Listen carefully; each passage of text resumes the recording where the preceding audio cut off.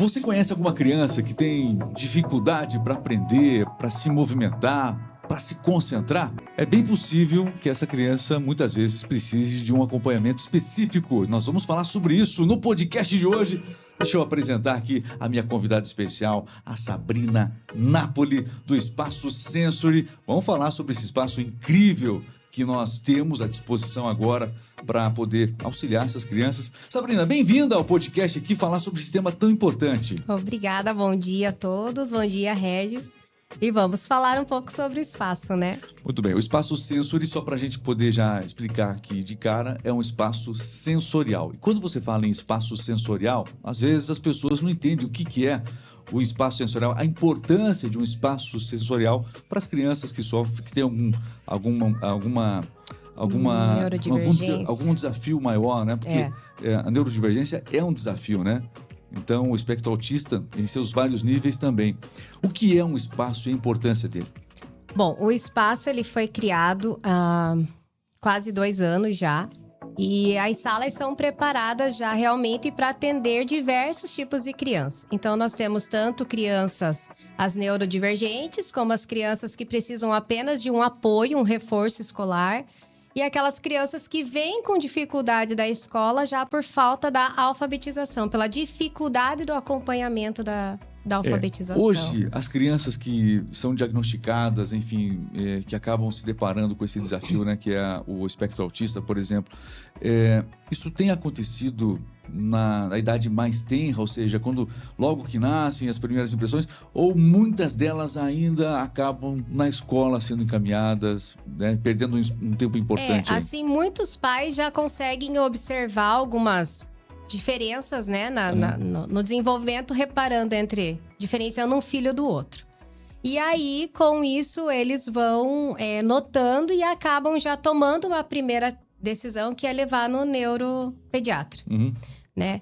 Mas quando a gente desconfia da criança, algumas escolas encaminham já para nós, né, para trabalhar, para ver o que pode ser feito, mas em relação a isso é todo um conjunto, né? Então, assim, precisa passar pela fono, pelo psicólogo. Não é um único profissional. Não sou só eu que vou falar, não, ela tem, não. Então, assim, são vários profissionais e a primeira coisa que eu peço lá é visão e audição, né? Então, vai pro otorrino, vai pro oftalmo, porque a partir daí é onde a gente vai conseguir trabalhar. E cresceu muito o número de crianças que tem cresceu algum muito. Tipo de e assim, transtorno? são crianças pequenas, né? Então, assim, a gente tá tendo... Nós temos hoje, fazemos atendimento de crianças com 30 crianças, mais ou menos, em torno de 30 crianças. E na faixa etária de 2 a 5, 7... que é o que mais está chamando a atenção. Então, antes a gente tinha um espaço que era mais voltado para reforço escolar. Então, assim, o número maior era esse. Hoje, não. Então, assim, 80% são crianças neurodivergentes. E para apoio e reforço escolar, ou até para aprendizagem de redação, não tem mais. Então, a gente voltou e acabou mudando o ambiente para se transformar já para o desenvolvimento. E eu percebo que a sociedade, de uma maneira geral, o mundo ele tem aprendido, tem discutido mais, né? Enfim, os governos têm cada vez mais tendo que encarar isso de uma maneira mais séria. Mas vamos lá, para a população que ainda está entrando aprendendo muito sobre isso. Vamos explicar rapidamente quais são as crianças que você atende, mas antes disso, a gente precisa perguntar.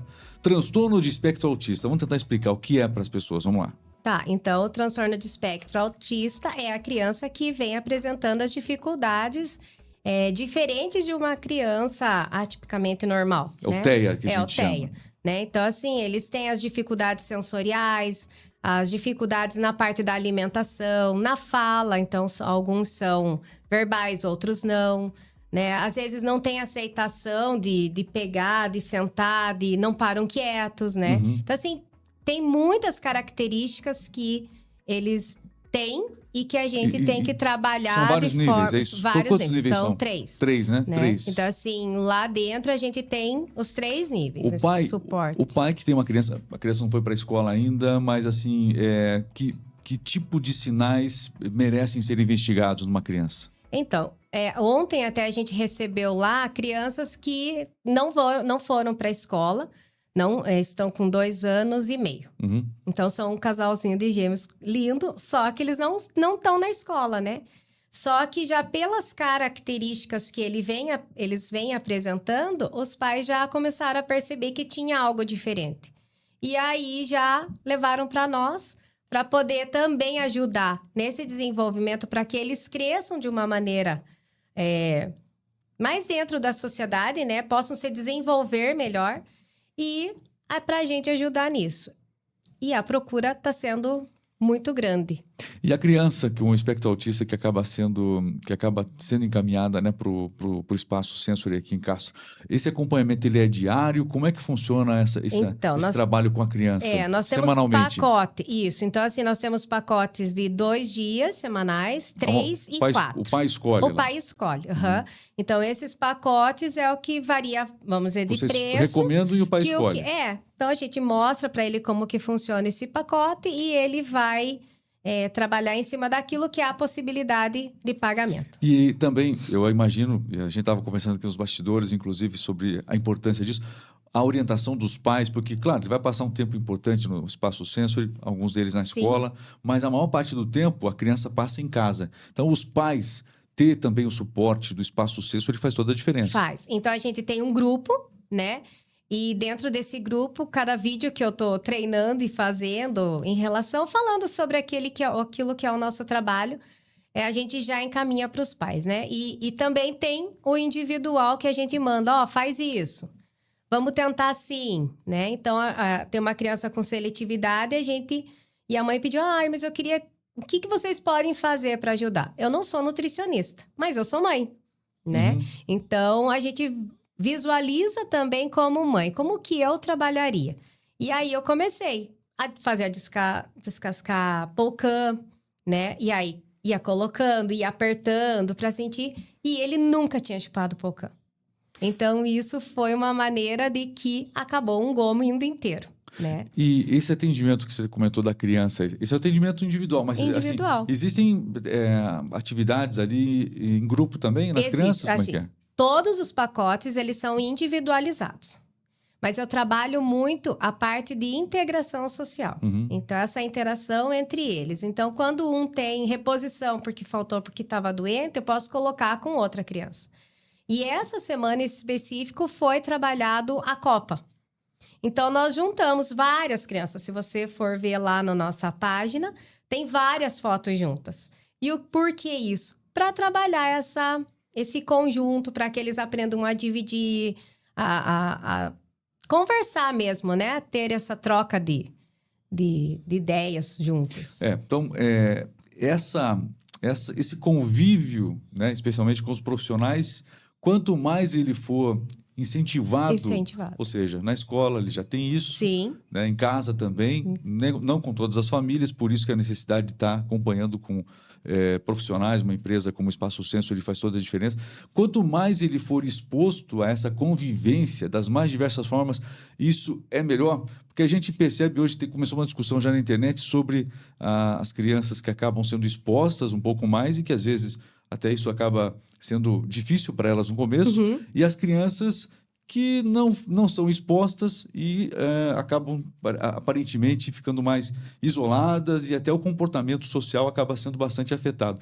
Você tem acompanhado essa discussão nas redes? Tem. Então, assim, qual é a minha visão? Né? A minha visão profissional é que as crianças têm que ter interação. Elas têm que sentir o barulho, elas têm que estar no meio daquela criança que grita, que corre, que acontece na escola. O excesso de proteção pode ser danoso. Eu acho. Eu acho, assim, que muita proteção em cima, a gente acaba deixando com que a criança não se desenvolva. Então, assim, o levantar a meia, o colocar a meia, certo. O levantar a cuequinha, eles não fazem. Tem muitas crianças que não fazem e que na idade delas deveriam estar fazendo. Então, assim, por quê? Mas é que aquele cuidado que tá muito exagerado, que não deixa com que a criança nem segure. Não, eu vou dar na boca, entende? E isso, para nós, dificulta. Então, a gente trabalha essa parte também, para que desenvolva. A discussão que a gente percebe que tomou conta agora nas redes, a gente está num segundo momento. Então, as discussões vão se ampliando, né? É a questão justamente dos... já começa a se discutir isso, e é bom a gente ouvir uma profissional sobre isso também, né? É a questão dos limites para a criança, muitas vezes. Aí é um outro assunto. O que você acha dessas discussões que estão acontecendo na internet sobre os limites que, eventualmente, algumas famílias deveriam dar maior para essas crianças ou não? Vindo de uma profissional agora. Então, olhando como profissional, eu acho assim que toda criança precisa de limite, indiferente do que ela tenha, se ela é neurodivergente, se ela é o que for, ela precisa de limite. Então, o não hoje, a gente percebe lá dentro assim que é uma das palavras que mais dói no mundo. Então, assim... Ainda mais se você tem uma criança com espectro autista em casa. Sim. É difícil você dizer não, é difícil você não proteger ela, né? Só que assim, se você for ver, às vezes nós estamos fazendo errado, né? Então, um olhar de mãe, uma mãe de fora, né? Que não tem uma criança neurodivergente, que esse não é preciso. É preciso acontecer, colocar regras e limites. Porque como que a gente consegue colocar dentro do espaço essas regras, esses limites?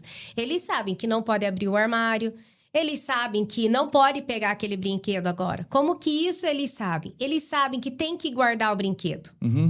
Como que lá dentro eles conseguem ter essas regras e esses limites? Ah, não, chegou, tem que tirar o sapatinho e colocar. Eles sabem aonde tem que colocar especificamente. Então, assim... Por que isso não pode acontecer em casa? Além do espaço sensorial, né? Entende? Não é? Então, assim, eu acho assim, que se em casa eles conseguem, e no espaço eles conseguem, como que eles não vão conseguir em casa? Né? A gente sabe que mãe e pai, eu falo que é difícil. É a coisa mais difícil porque eu alfabetizei milhões de crianças, menos a minha. Né? Então, assim, eu falo... Aí eles dizem, viu, eu não consigo ensinar a amarrar. Eu falei, também não ensinei. Porque quando é o pai e a mãe, a obediência parece que muda, né? Então... Se for vô e vó, então é pior ainda. Eu falo, tem uma lá que eu falo, viu, faz isso. Ela falou, mas a avó faz. Eu falei, não deixa a avó. Sim, entendi. Eu não sei se você viu um videozinho que tinha de uma criança que toda hora deitava de barriga e pedia para passar, e eles acharam que a criança era doente, que tinha alguma coisa na coluna em específico. E ela deitava em cima de uma almofadinha, sempre um travesseiro. E eu achei muito lindo. E daí levaram no médico, e médico não tem nada, não, mas alguma coisa tem, porque deita daquele jeito. Aí levaram na casa da avó. A primeira coisa que ela fez foi correr pro travesseiro. Era massagem. Oh.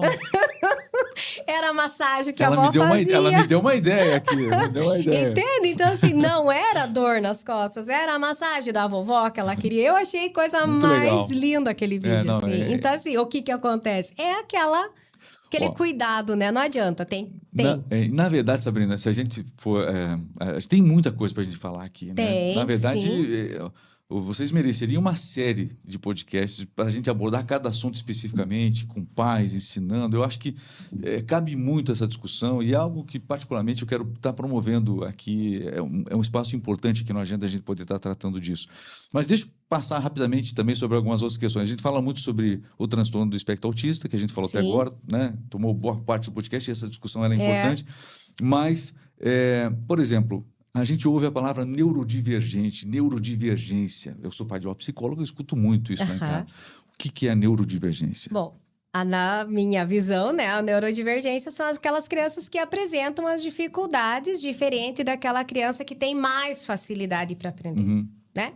Então, assim... A criança autista, ela com TEA, ela entra nessa parte. Ela pode ser neurodivergente ou autista neurodivergente. A criança que tem transtornos de aprendizagem, a gente não fala, né? Mas fala que ela é uma criança neurodivergente. Abrange todos os grupos. Abrange todos os grupos.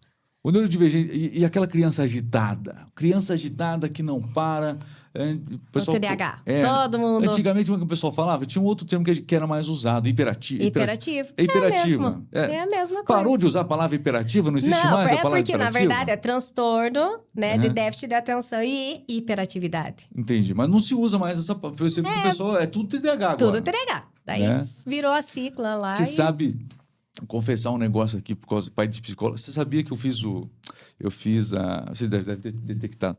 Eu tenho TDAH diagnosticado, inclusive. Prazer. Você também? Também. Ótimo. Eu tomei 2 Ritalina para vir. E aí, sério, com foco especialmente Sério. em comunicação. A comunicação, desde, né?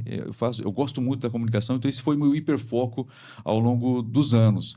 E quem fez fazer esse diagnóstico, buscar isso e tudo mais, né, foi a minha filha. Então, a importância das pessoas... Porque nem tudo é TDAH também, né? Hoje está na moda ter TDAH. Não, sim, TDAH e o próprio autismo, né? Mas virou moda TDAH. O que você acha disso? Todas as crianças que, assim, são aceleradas, que...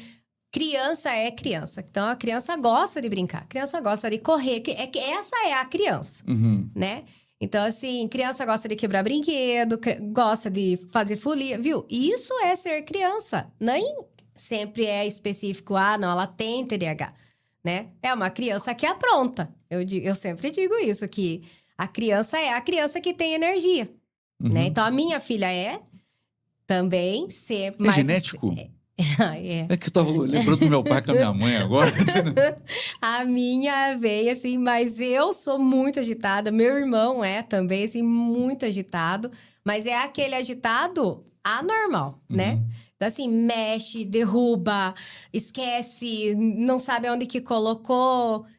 É esse o nosso foco, né? A gente não tem foco em nada.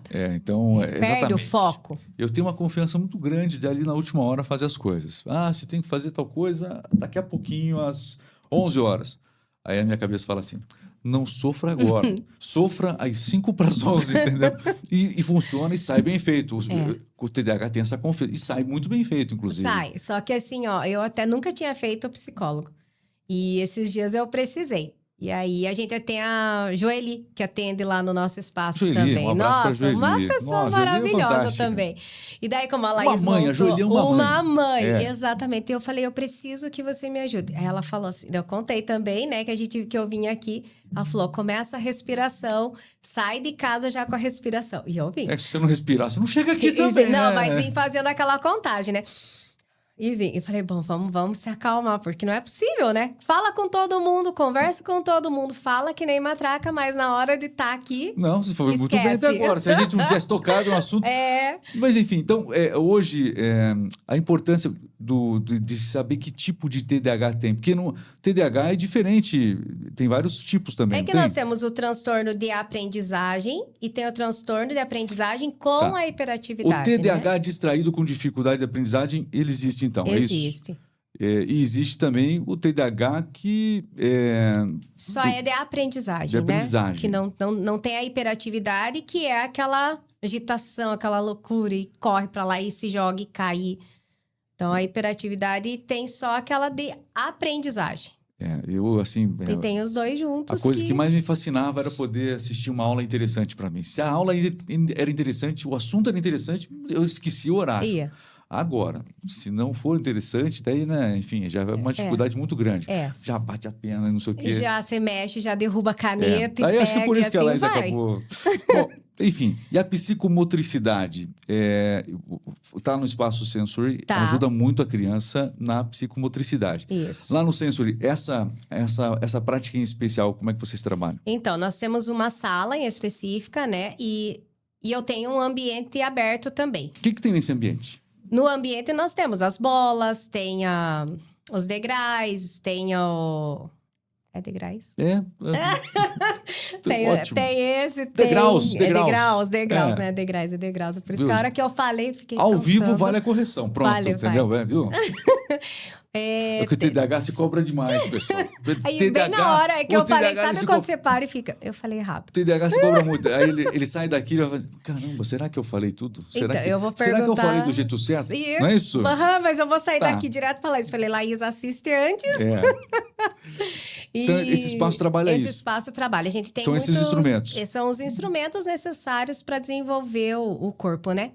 O corpo, alma e mente. Então, assim, o nosso espaço, ele tem uma girafa como centro. Qual que é? Nós somos essa girafa.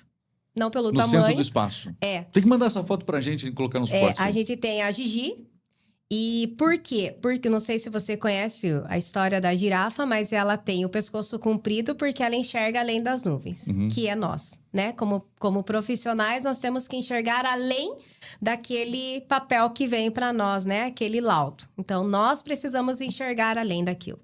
Ela tem um coração gigante, né? Então, é um dos maiores corações de animais mamíferos. E é o nosso coração. Então, a pessoa que trabalha com isso realmente tem que amar aquilo que faz, né? E a visão dela também é uma visão da girafa mesmo, diferenciada. E eu coloco como a nossa visão sendo diferenciada, porque nenhuma criança é igual a outra. Então, o nosso espaço, ele acaba abrangendo muita coisa, tanto como profissional como mãe. Então, assim, a gente sempre está tentando ajudar os pais que vêm com... Viu, você consegue fazer com que coma? Não é o meu trabalho, né? Vamos dizer, porque eu não sou a nutricionista. Mas como mãe, eu posso fazer isso, né? Então, até a gente foi... Eu trabalho muito a parte de alfabetização com eles e a parte de assoprar, né? Assoprar, falar, e a gente tenta desenvolver tudo. Então, eu trabalho com a Zuca em relação, juntas, assim, né? Tipo, uma encaminha para outra também. E até eu fui denunciada no Crefono. Porque elas viram uma atividade de assoprar da criança, assoprar uma bolinha, e que eu tava fazendo um papel de fono. Mas eu, como alfabetizadora, olho isso como uma visão de que eu tô ajudando a minha criança também a desenvolver a fala, né? Também a aprender a respirar e a falar. Se é a minha parte de alfabetização. Eu não sou fono, mas eu acho isso muito importante trabalhar. E eu posso ajudar elas, né? E então, você tem parceiras justamente da fonoaudiologia. Isso. Então, assim, as parceiras pedem, se pode ajudar? Porque o meu jeito e o jeito da profissional que a gente tem lá também é fazer com que a gente consiga abranger o máximo de desenvolvimento dessa criança dentro de 1 hora que ela tá lá conosco. Então, assim, ela tá... a gente trabalha 1 hora, mas eles vão 2, 3 vezes 1 hora, né? Mas esse 1 hora para nós se transforma em muitas horas, né? Porque a gente tenta fazer o máximo de desenvolvimento deles. Bom, vamos fazer o seguinte, eu queria, dos temas que eu separei aqui, vamos falar agora sobre as crianças que estão na escola, enfim, o reforço escolar. O reforço escolar lá do Espaço Sensory é apenas para crianças que possuem algum transtorno, como, por exemplo, o espectro autista, ou mesmo aquelas que não têm nenhum transtorno, podem ser ajudadas no Espaço Sensory? Não, qualquer criança. Então, assim... tem criança que tem dificuldade em leitura, que hoje muito pouco se faz, né? Então, a gente vai lá, a criança vai para fazer esse reforço e aprender a ler, né? Aprender a se desenvolver e a gostar da leitura. Tem alguns que os pais levam para treinar só caligrafia, porque a letra tá muito feia. Então, a gente vai trabalhar essa parte. Tem alguns que levam... No ponto específico da dificuldade da criança. Os pais observam e pedem o socorro nosso, né? Então, o nosso reforço é fazer com que ele melhore. E muitos para estudar para a prova. Porque a criança hoje também, e os adolescentes, né? A gente fala criança no geral, mas entra os adolescentes que não sabem estudar. Então, assim, hoje é muito diferente da nossa época, como que nós estudávamos. A gente tinha que ir pra biblioteca, pegar um monte de livro. Exatamente. Nossa, então, assim, hoje eu até vi uma escola que tá vindo, trabalha em almaço. Aí eu perguntei pra ela, mas você comprou a folha ou papel? Mas almaço é papel? Exatamente. Tipo, o que é isso? Daí eu falei, então tá, eu tenho guardado aqui, né? Vamos trabalhar, vou te ensinar como que usa... E ela ficou, nossa, isso é papel almaço? Isso é papel almaço. Então, assim, não tem. Porque eles não fazem mais esse tipo de trabalho, né? Que nem nós fazíamos na cartolina. Não dá para essas crianças, as redes sociais, quem tem dificuldade na escola, o ChatGPT, ajuda de alguma maneira ou atrapalha mais do que ajuda? Eu acho que atrapalha muitas vezes, sabe? As crianças não vão concordar com você. Não vão. Você sabe disso, né? Sei, vão brigar. Mas assim... Se você fosse uma criança hoje, você usaria o ChatGPT? Eu usaria. Não, corta essa pergunta. Corta a pergunta. Mas na prática você precisa conhecer também. Precisa. Eu acho assim, que precisa conhecer. Mas o importante... mundo como ele era. O mundo como ele era, eu acho assim que... muitas coisas que foram deixadas da nossa época precisam retornar, entende? Então, assim, não sabem tabuada, não sabem verbos, que eu sou muito da antiga, então, assim, tem que saber tabuada, você tem que saber verbo, entende? Eu acho isso que é essencial para um bom desenvolvimento lá para frente. E a redação, né? Então, assim, eu sou professora de língua portuguesa e até errei naquela hora de falar, mas, assim, a parte da redação para frente, eles não sabem. Por quê? Não tem a leitura. Então, o nosso trabalho em relação ao reforço é esse. Não é, porque não sabe. Não. Ela tem uma dificuldade porque tá se deixando de fazer. Mas lá para frente esquecem que nós temos o vestibular, né? E o vestibular, o que mais cobra é a redação. Então, assim, o nosso espaço é amplo, né? Bom, de atendimentos. Você vai ver nas redes sociais os cortes desse podcast e também as imagens, né? Aqui do Espaço Sensory, que fica em Castro. Vamos explicar, então, agora onde que fica o Espaço Sensory. Tem 2 endereços. Primeiro deles no Instagram, qual que é? Espaço Sensory, _NeuroPP. Vocês mudaram, né? Por causa disso. Como é que é o nome lá? Diz de novo. Espaço Sensory, _NeuroPP. É Sensory com I. Y. Tá aqui, Isso, ó. tá mostra aí. Que ficou... Aí tava escondido ali, ó. Tava escondido lá. Acho que o branco não vai As mostrar. cores são bem delicadinhas. Espaço Sensory no Instagram. Isso. É isso. E aqui, para quem quer conhecer o espaço, para quem está em Castro e quer conhecer o Espaço Sensory, onde é que fica? Ele fica perto da Secretaria de Saúde, na mesma rua, numa casa de esquina e tem placa, né? Então chegou ali na Secretaria de Saúde, chegou na esquina da Secretaria, tem uma placa ali do Sensory, é isso? O Espaço Sensory? Tem. Chegou na Secretaria de Saúde, viu a placa indicando o Espaço Sensory próximo ali. Isso. Fácil achar. Na outra quadra, sim. Fácil. O portão de entrada, desceu. Porque essa visita é muito importante, né? Sim. E a Conhecer gente lá. gosta muito, até, né? E será um prazer em recebê-los para que vocês conheçam, né? A Laís já foi. Já conhece. Bom, se a Laís foi, que é minha filha, eu tenho que ir também, vou visitar. Eu também acho que vai ter que ir. Eu vou visitar. E ela sempre vai, quando ela volta, já mudamos de estratégia. Porque a criança, ela fica muito fixa naquilo que tem que ser daquele jeito, né? Então, não pode mudar. E aí, a gente muda brinquedo de lugar, móveis, cores. Então, a gente trabalha muito para que ela não foque só... não, o espaço é só assim, não pode ter mudança. Então, em casa acontece muito isso, né? Acontece isso. Não pode tirar aquilo daquele lugar, tem que ser daquela maneira. Quebrar esses padrões é importante, então. Então, para nós, a gente acaba trocando. Então, assim, de uma sala vem para outra vai para outra. Para criança autista, isso é importante. Quebrar esses padrões em casa também. Sim. Né? Sempre tem que estar mudando as coisas de lugar. Tanto que falam, né? Viu, você não para. Você se muda. Eu falei, viu, por mim, eu teria um espaço muito maior, porque falta sala para minhas ideias, para as minhas ideias. Para descontrair um pouco, só não pode mudar se você está casado, você mulher, trocar as coisas de lugar, aí o seu marido não acha depois. Isso não pode. Mas lá para criança, mas como eu tô sem marido, então tá tudo ótimo, eu posso mudar tudo. Aí tudo bem.